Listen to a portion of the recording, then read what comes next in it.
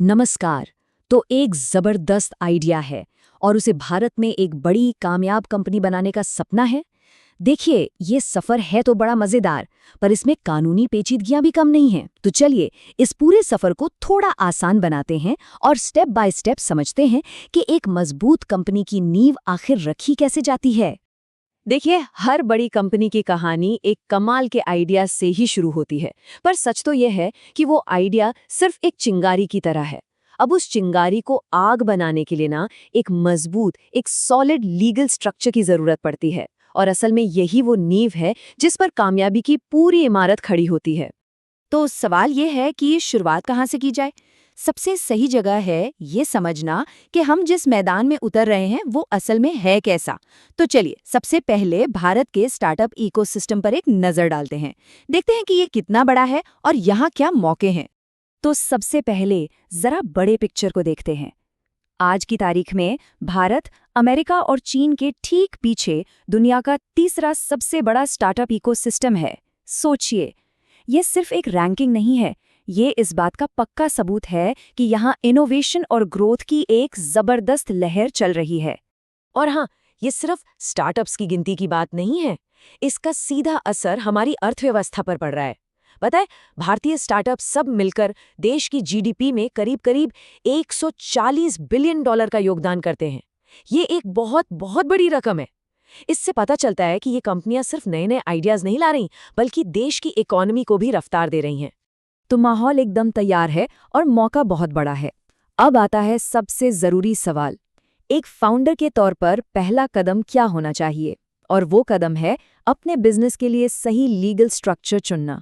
ये एक बहुत ही अहम फैसला है। और यहाँ पर मोटे तौर पर दो रास्ते सामने आते हैं। एक प्राइवेट लिमिटेड कंपनी, जिसे हम पीएलसी कहते हैं, और दूसरा लिमिटेड लायबिलिटी पार्टनरशिप यानी एलएलपी।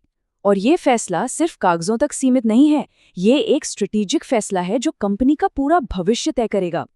अब इन दोनों में फर्क क्या है? देखिए, ये इस बात पर निर्भर करता है कि मकसद क्या है। अगर प्लान है कि आगे चलकर वेंचर कैपिटल से फंडिंग उठानी है, तो फिर प्राइवेट लिमिटेड कंपनी यानी पीएलसी ही बेस्ट ऑप्शन है। क्यों?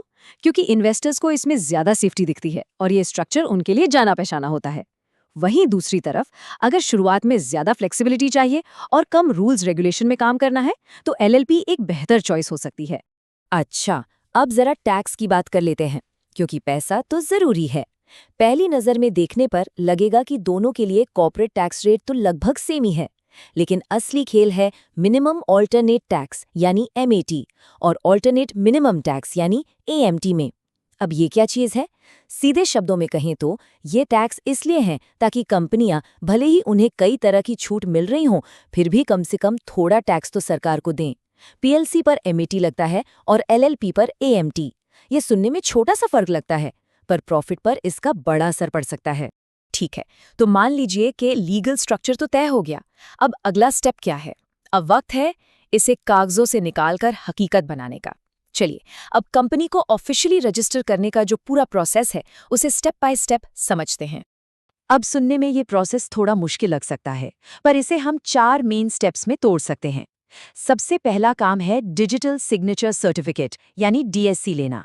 ये सभी डायरेक्टर्स के लिए एक ऑनलाइन पहचान पत्र जैसा है। दूसरा, अपनी कंपनी के लिए एक यूनिक सा नाम सोचना और उसे मिनिस्ट्री ऑफ कॉर्पोरेट अफेयर्स यानी एमसीए के पास रिजर्व करवाना। तीसरा, कंपनी के 2 सबसे जरूरी दस्तावेज तैयार करना, मेमोरेंडम और आर्टिकल्स ऑफ एसोसिएशन। ये समझ लीजिए कि ये कंपनी की रूल बुक है, जिसमें उसके सारे नियम, कायदे और मकसद लिखे होते हैं।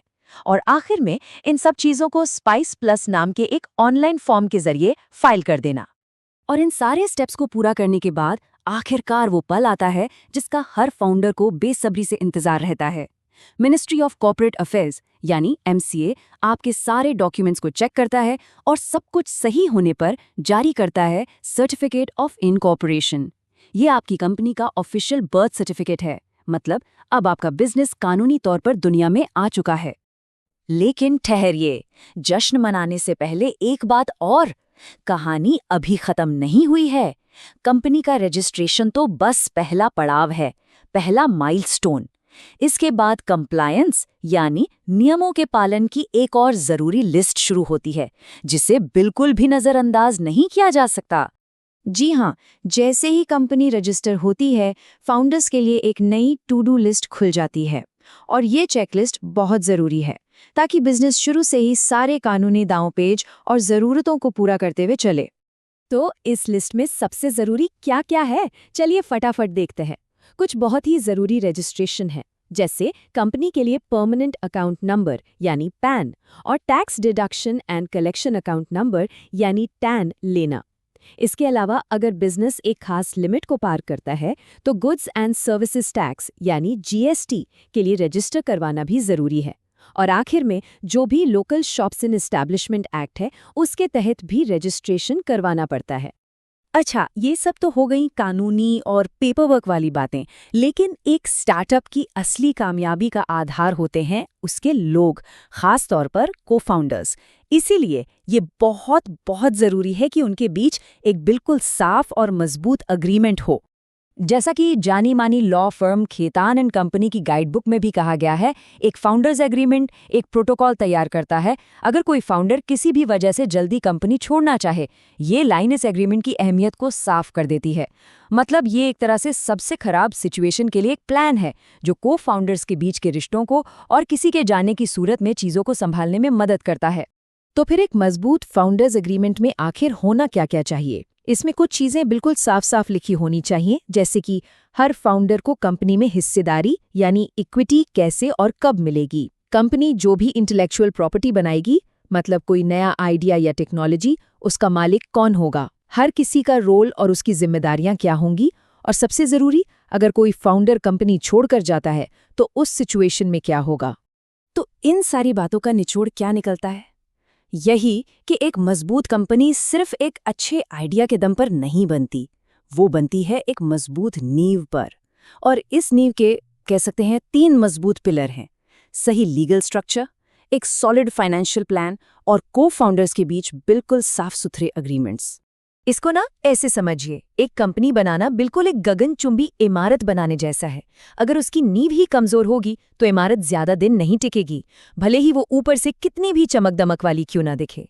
सही लीगल स्ट्रक्चर और साफ सुथरे अग्रीमेंट ही वो मजबूत नींव हैं जो किसी भी बिजनेस को लंबे समय तक खड़ा रखते हैं। और आखिर में हर उस इंसान के लिए एक सोचने वाली बात, जो अपना स्टार्टअप शुरू करने का सपना देखता है, क्या कोई बड़ा आइडिया सच में लंबे समय तक टिकने के लिए बना है?